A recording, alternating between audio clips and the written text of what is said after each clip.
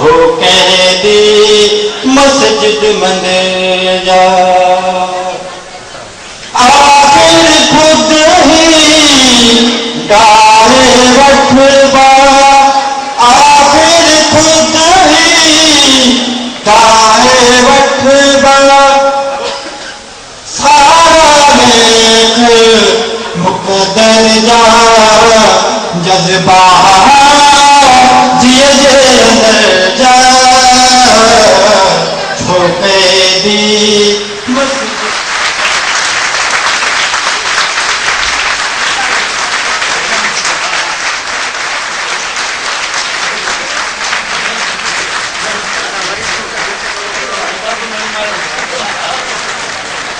अवामी तहरीक पारा in conference में शरीक अवामी तहरीक के गुजरल कई दहाकन के 1.25 लाख मेंबर गुजरल साल के 1,15,000 मेंबर यानी कुल 2,40,000 मेंबर पारा चूंडियल 1500 काउंसलर्स के इन मरकजी सेशन में उन समूरन दोस्तन की नुमाइंदगी कदे कल Sindhi Association of North America पारा जेको असांजे कायद मोहतरम रसूल बख्श फरीद साहब के लाइफ टाइम अचीवमेंट अवार्ड ॾिनो वियो आहे उन ते ख़ैर महिरबानी थो चवां।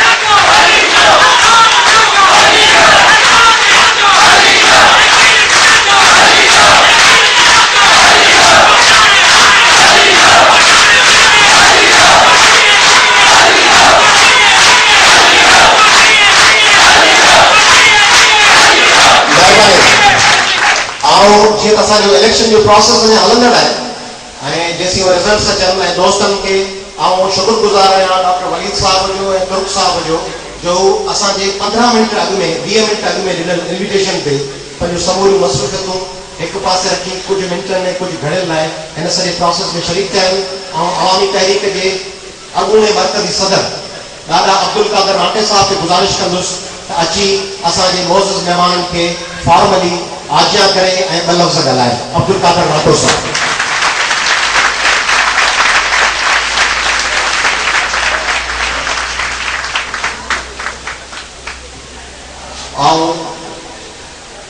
अॼु हिन अवामी तहरीक जे मरकज़ी चूंड जे मौक़े ते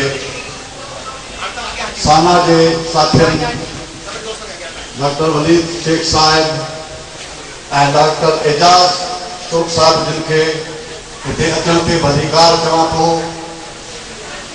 मूंखे ख़बर आहे त साना दुनिया जे मुख़्तलिफ़ मुल्कनि में ऐं ख़ासि तौर ते अमेरिका में सिंधियुनि जे लाइ तमामु वॾो ज़बरदस्त कमु पई करे ऐं साना असांजे क़यादत खे मोहतरम रसूल बख्श फरीद साहब ऐं अयाज़ लतीफ़ फरीद साहब खे पंहिंजे प्रोग्रामनि में घुराई थी रही आहे।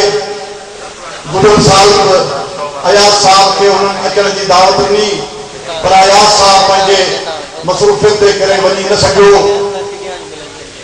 असांखे साना हमेशह यादि कंदी आहे पर अॼु तमामु घणी ख़ुशीअ जी ॻाल्हि आहे जो असांजे अवामी तहरीक जे हिन हेॾे सारे अहम प्रोग्राम में पहिरियों दफ़ो साना जे साथियुनि शिरकत कई आहे।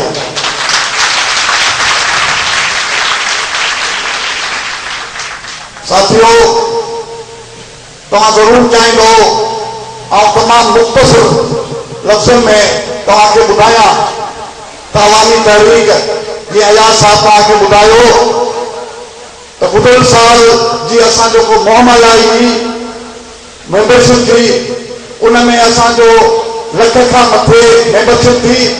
इन तरह असांजी सिंध में 2.5 लख मेंबरशिप आहे। तव्हांखे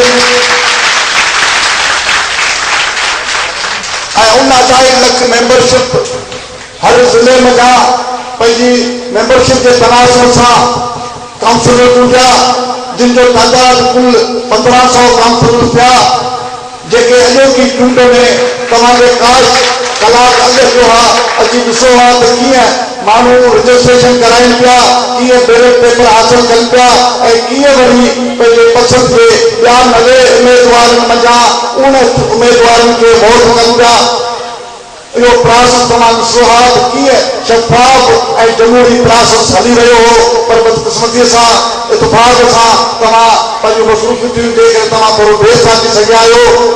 अॼु हिन अॼोके इजलास में अवामी तहरीक जी मरकज़ी कमेटी जा 59 मेंबर चूंडिया वेंदा, चूंडजी चुका आहिनि। अनकरीब उन्हनि जो अनाउंसमेंट थींदी त कहिड़ा कामयाब मेंबर थिया आहिनि 92 उमेदवारनि मंझां।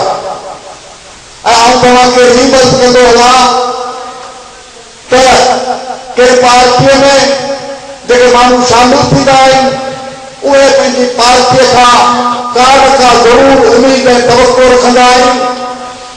सिंध में ॿियूं बि कई कम कंदड़ सियासी तंज़ीमूं आहिनि, उहे छा थियूं कनि, उहे तव्हां खां सॼी सिंध खां ऐं सॼे मुल्क खां ऐं दुनिया खां ढके छॾे ॻाल्हियूं कोन्हनि। उन्हनि मां बि कारकुननि खे उमेदूं आहिनि।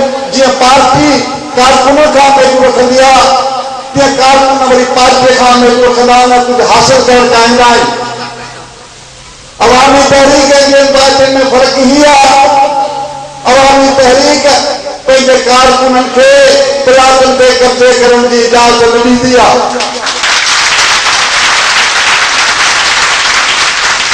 अवामी तहरीक पंहिंजे कारकुननि खे भटे अचण जी इजाज़त न ॾींदी आहे। अवामी तहरीक पंहिंजे कारकुननि खे तइलीमी इदारनि जे बाइकाट जी इजाज़त न ॾींदी आहे।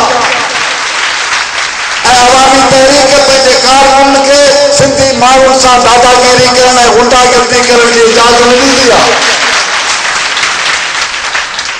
पोइ अवामी तहरीक में लखे माण्हू छो था शामिल थियनि? का लालच आहे? असीं रस्तो नथा ॾियूं माण्हुनि खे, असीं नलको नथा ॾेई सघूं माण्हुनि खे, असीं लिंक रोड नथा ॾेई सघूं माण्हुनि खे, ऐं असीं माण्हुनि जी नौकिरी नथा ॾेई सघूं, माण्हुनि जी ट्रांसफर नथा कराए सघूं। कोई अवामी तहरीक में हैरानी जी ॻाल्हि आहे त छो माण्हू आहिनि? अवामी तहरीक माण्हुनि खे ॾे थी इल्मु, अवामी तहरीक माण्हुनि खे ॾे थी होश, अवामी तहरीक माण्हुनि खे ॾे थी पंहिंजे वतन ऐं क़ौम जी ख़िदमत जो जज़्बो, अवामी तहरीक माण्हुनि खे ॾे सेखारे थी सचाई ऐं ईमानदारी ऐं पंहिंजे वतन सां वफ़ादारी। अवामी तहरीक सेखारे थी माण्हुनि खे पंहिंजे वतन ऐं क़ौम जे लाइ कुर्बानी ॾियनि। इन जज़्बे तहत लखे माण्हू असांजे अवामी तहरीक में शामिल थिया आहिनि। 2.5 लख मेंबरशिप आहे ऐं असांजी तेज़ीअ सां मेंबरशिप वधी रही आहे। असांजी ख़्वाहिश आहे हिन सिंध खे तमामु वॾी कुवत जी ज़रूरत आहे। सिंध जा जेके मसइला आहिनि, सिंध जिन मसइलनि में घेरियल आहे, सिंधी अवाम जिन मसइलनि में मुश्किलातुनि ऐं मुसीबतुनि में घेरियल आहिनि, उनमें तमामु घणी महिनत, तमामु घणी कुवत जी ज़रूरत आहे ऐं घणी सचाई ऐं ख़ुलूस ऐं ईमानदारीअ जी ज़रूरत आहे। असीं तव्हांखे पक था ॾियारूं त जज़्बे, ईमानदारी ऐं सचाई जी खोट अवामी तहरीक में न आहे, पर असांखे साथनि जी ज़रूरत आहे, मदद जी ज़रूरत आहे, ताउन जी ज़रूरत आहे। असांजी ख़्वाहिश आहे त साना ऐं अवामी तहरीक सिंध जी कंहिं न कंहिं तरह सां गॾे मदद कनि ऐं ॿई तालियूं हथ जूं गॾु वञनि त सिंध जे लाइ तमामु घणो फ़ाइदो थी सघे थो।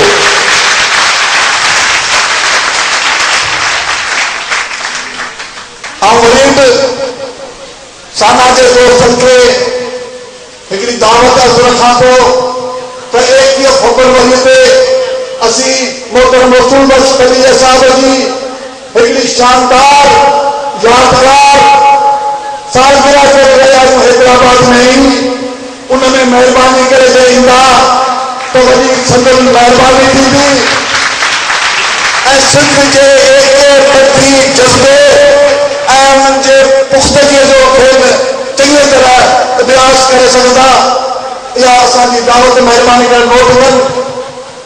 ऐं संदन वरी शुक्रगुज़ार आहियां जो असांजे प्रोग्राम में आया ऐं इहा उमेद रखंदुसि त वक़्त ब वक़्तु जीअं हो असांखे यादि कंदा रहिया आहिनि पंहिंजे प्रोग्राम में, असांजे अबरहाल ग़रीबान सारू जेके सी प्रोग्राम कंदासीं उन्हनि में कंहिं तकलीफ़ ईंदासीं उन में वरी पंहिंजा असां कुर्ब कंदा ऐं पंहिंजा वण कंदा ऐं असां थींदा। सभिनी जी महिरबानी।